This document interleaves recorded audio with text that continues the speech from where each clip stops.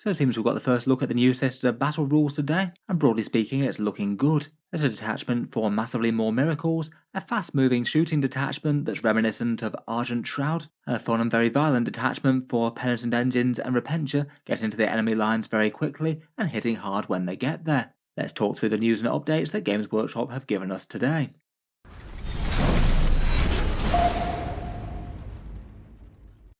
Hello and welcome back to Warspets Tactics, where today we're talking Sisters of Battle, and in this video we're talking about the first rules previews that Games Workshop have really given us for the Codex. I found it kind of surprising just how late they left it really. For some reason we got Genestealer Cults on Tuesday and then more Genestealer Cults on Wednesday. I guess perhaps they don't have quite as much to show off as them given only 4 detachments, but it still seemed weird that we had the focus on the cultists twice in a row. Games Workshop do seem to have delivered in style though, and broadly speaking I'd say this looks like very good news for the Adepta Sororitas, an army that people were concerned were going to have a pretty bad codex given the past precedent of the last 3 Imperial ones.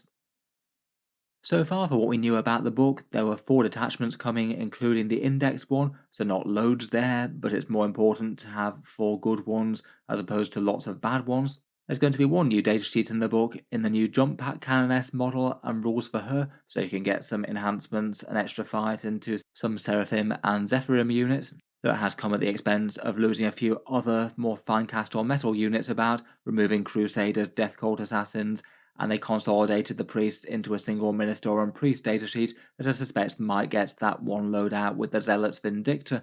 In general, I felt like Sisters of Battle players were a bit apprehensive as to them getting another very boring codex, perhaps kind of similar to the Custodes, though it looks like from first impression their detachment rules look impactful and fun, far more so than some of the armies that we've seen so far in my opinion. Today's preview broadly focused on the new detachments. They did confirm that Hallowed Martyrs would still be there and still be working broadly the same way, basically rewarding damaged units for the Sororitas, which is nice. And then they're joined by the other detachments that we saw in that leak's contents page on Monday. The Penitent Host, which helps out the Penitent keyword units, kind of obvious from that what they'll be, the Arcoflagellants, Repentia, Mortifiers, and Penitent Engines. Then the Army of Faith for Miracle Dice and Acts of Faith focused gameplay, which I think could certainly be an interesting one given how powerful the core mechanic of the Sisters of Battle is.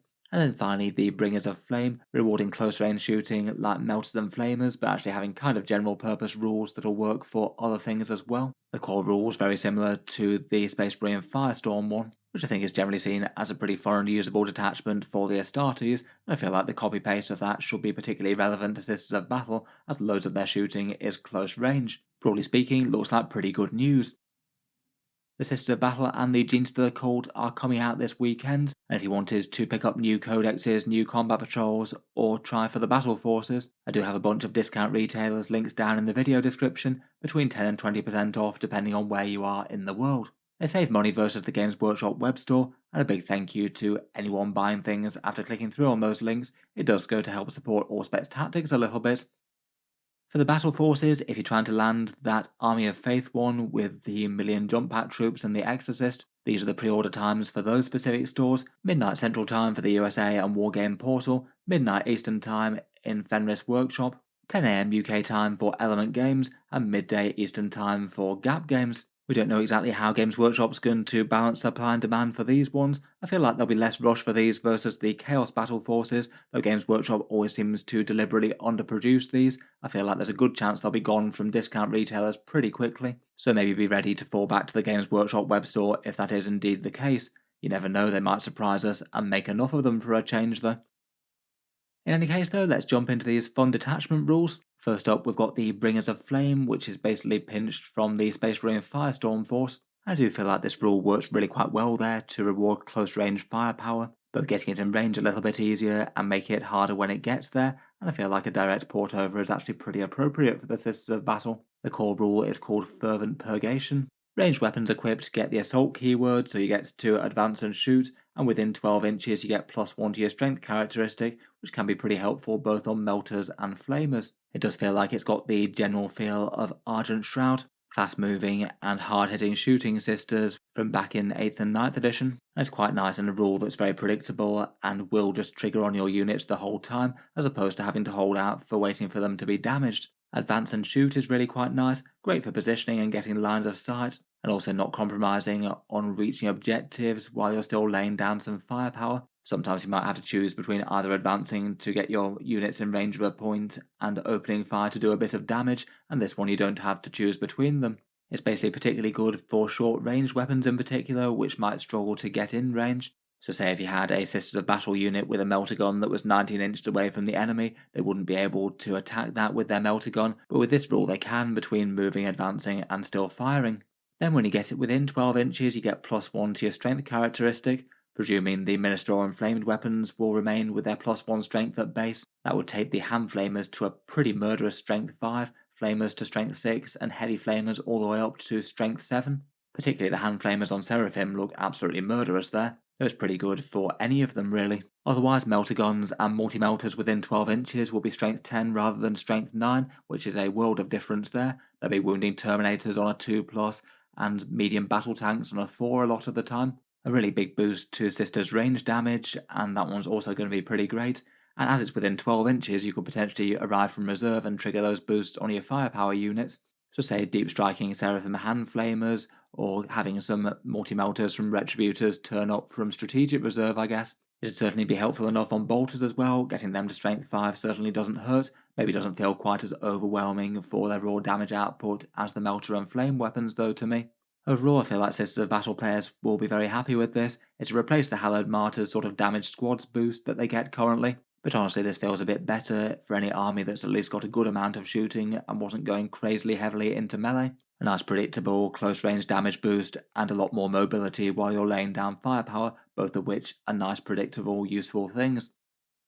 Beyond that, they showed off 2 of the supporting rules as well, both of which at first impressions seem absolutely great too. There's one enhancement called Fire and Fury, a shooting buff where you get +1 hit with any torrent weapons within the unit, and then sustained hits 1 for everything else. That's a nice easy damage boost there, provided that's cheap enough, no reason that you couldn't have that in any sort of firepower type unit. It looks like it'd be useful on things like Retributors, maybe even for Seraphim units with a whole bunch of Hand Flamers, you'd be getting a lot of extra hits there. And it seems like it could be an interesting one for the Palatine as well. Maybe if you had a Palatine and you gave her a 6 miracle dice for a multi-melter in her unit, you both get an automatic lethal hit and a sustained hit out of that, which might well be at strength 10 if you're within 12-inch range. That one seems pretty excellent if it's cheap enough. Otherwise, we've got Righteous Blows, which is a battle tactic to buff your army in the fight phase, 1 command point for lethal hits. A pretty excellent buff to be able to flex into, as it means that you're just vastly more dangerous against anything that you're wounding on a 5 or a 6. Really quite nice for kind of low strength Sisters units to be punching up against scary enemy battle tanks. The vast majority of Sisters units will like this quite a bit, I think. You could be stacking yet more wounds from Arco-Flagellants. Zephyrim with their relatively low strength will quite enjoy it, so will Repentia with their sort of mid-strength weapons, even if they do get some wound roll boosts. This one just looks like a very easy one to use if you are taking at least some melee to back up your range shooting. Overall, just in these 3 rules, I feel like there's already enough interest that people are probably going to try this out. Just a whole bunch of extra mobility and damage. It's really hard to go too far wrong within Warhammer 40k. And it's quite nice that you get all the advantages of Acts of Faith and Miracle Dice on top of this. It's just nice to have a detachment rule that will trigger without your opponent having to deal damage to your units first. It'll be a lot more directly useful. Next up, we've got one called the Penitent Host, and this one says it's going to be for Penitent keyword units, which they haven't actually fully revealed what they'll be, but I think given just the lore and theming of the Sister Battle, it's really easy to predict. Arco-Flagellants and Repentia will definitely be there, as will Penitent Engines and Mortifiers. I'd guess that nothing else will get the keyword, unless there's some unusual way of handing it out with an enhancement or a stratagem or something. Most of the rest of the Sisters of Battle aren't on punishment duty. This one works kind of like Space Marine combat doctrines, but only applying the rules to the penitent units in your army. At the start of each battle round, you select one of the following vows of atonement to be active for your army, and they persist until the start of the next battle round. You can only select one of them each once per battle, and it might mean that there's a little bit of showing your opponent what's coming if you're going second, as it means that you might be selecting a vow at the top of their turn, so they know if your unit's going to move super fast or hit extra hard or counter melee this turn. It does mean that for this detachment, given that all of these only affect penitent units, you'd really need a good amount of those to actually make this overall viable. It wouldn't be a detachment to use if you're only using a minority of those units, as otherwise you're just going to be better with one of the other 3 detachments, which is going to have a lot more general purpose options. As a result, I do feel like this one's probably going to be the most niche out of them. Just not everyone's going to have enough Repentia and Chain Flails to make it worth it. In any case, the three vows all do seem pretty fun and impactful to me. First up, we've got the Path of the Penitent. Add 3 inches to the move characteristic of your Penitent models this turn. That means a lot of these units could be moving a fairly terrifying distance up the board. You'd have massive threat ranges this turn, even if you're just starting on foot. And there might be other ways to get boosts to either advances or charges, which could let them get even further. If there's an advance and charge stratagem, then this could be massive. Even just with Miracle Dice, if you keyed an automatic 6 into a charge roll, then you could be going extra far. Even standard Repentia would have something like an 18 or 19 inch threat range on the board. I feel like this is the one that you use either early game to move up into the midfield super quickly and get in threatening positions, or maybe on a turn where you're going to have lots of units that probably aren't going to be able to charge without this, and it's either trigger this boost or don't make charges into combat, or having to be relying on extra long charges that are probably going to fail. The next one is a massive melee damage boost, +1 strength and +1 attack on the charge for your Penitent units. That just makes them enormously more dangerous there. Feels kind of like old Bloody Rose style melee boost here, pretty big for Repentia in particular. If they remain 2 attacks each, it should often be well over a 50% damage boost, which is pretty massive, and maybe one to go for if you're fairly certain of the charges, but you're not certain of actually killing what you get in contact with when you get there. Maybe you're slamming your biggest unit into something super tanky and every bit of damage counts perhaps. Finally, we've got a counter melee one with fights on death on a 2+. This one could be seriously spooky and problematic for enemy melee armies. Basically, if you've not fought with a model, then your units get to fight on death on a 2+ if they're not already fought. So basically, if the opponent charges into one of these Penitent units that turn and wipes them all out, they're going to basically take pretty much the full unit's damage right back in return, which is kind of massive. I feel like this one could be extra nice if your opponent's going first. Maybe in the last turn you use either the extra movement or the extra damage, charge a bunch of their stuff, wipe a whole load of things out, and then for an enemy melee army charging you in return, you suddenly flex into this. And then they're in the very awkward position of having a whole bunch of your scary units that are also going to deal big damage to them when they charge them. Overall, seems like a pretty fun and powerful core rule for this. All three are good and make impacts on their turn. Certainly feels like there's enough interest there to make those units more interesting, particularly for more casual games. It is going to be a bit datasheet dependent and the rest of the supporting rule dependent as to whether or not it's massively competitive though. Otherwise, they've just given us one stratagem for the Penitent Host. It's one command point for Passion of the Penitent. This one gives you critical hits on a 5+ in melee for Penitent units, so basically a damage buff. Kind of hard to interpret this one too hard without the full unit profiles and any other buffs that they can access. Critical hits is only going to be relevant if you've either got sustained or lethal hits, though they did say in the same preview that both Arcoflagellants and Repentia both get sustained hits 1. And Penitent engines have it as well currently. I wonder if they might add it to Mortifiers so you have every single one of them get the same buff. In any case, if you're hitting on a 4+ and you go from sustained hits 1 on a 6 to sustained hits 1 on a 5 or 6, usually that's going to be a 25% damage boost, so not absolutely enormous for the units, though certainly helpful if it's something big and scary, trying to destroy something big and scary of the enemy. Overall looks kind of fun, will be interesting to see what other support they get.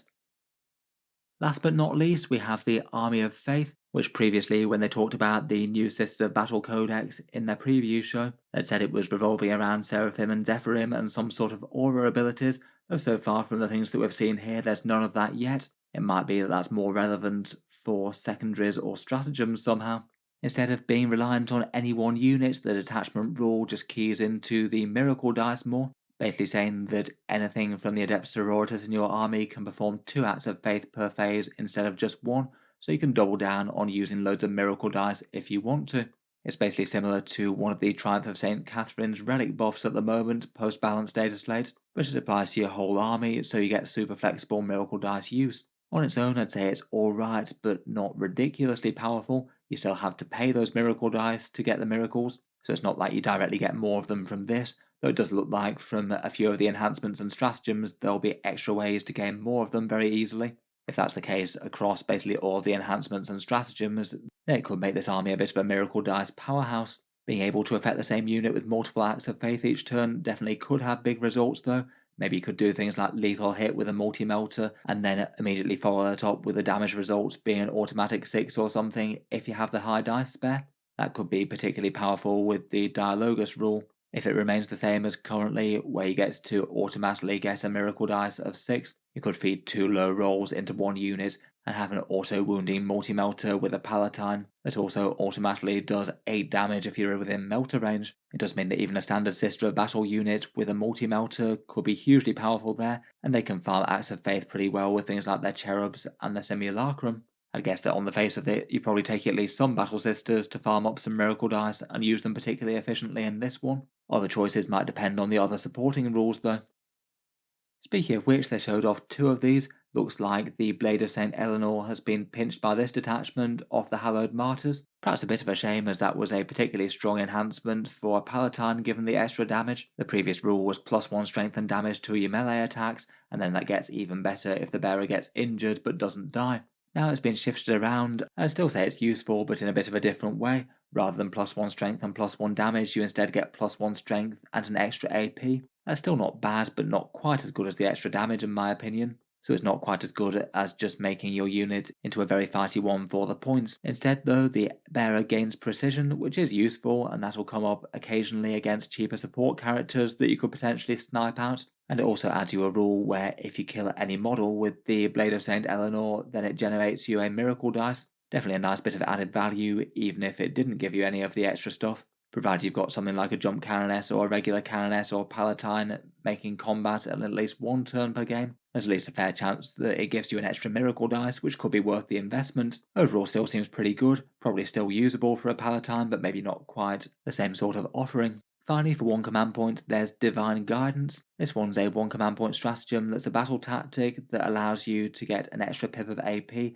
either when shooting or fighting. It's not ridiculously powerful, but against the right target, that's easily going to be worth the use, particularly if you've got your opponent where you're hitting them with some strong attacks, but maybe they've got things like Armor of Contempt and cover going on. If it did make the difference of a powerful unit's attacks saving on a 4+ versus saving on a 3+, that could be worth the CP in its own right. On top of that, this one also gives you the option to farm miracle dice. If you destroy one enemy model with those attacks, then you add 1 to your pool. Between the 2 effects, that does seem like it's easily worth the 1 command point if you're shooting against any well-armoured infantry. That does seem pretty usable to me.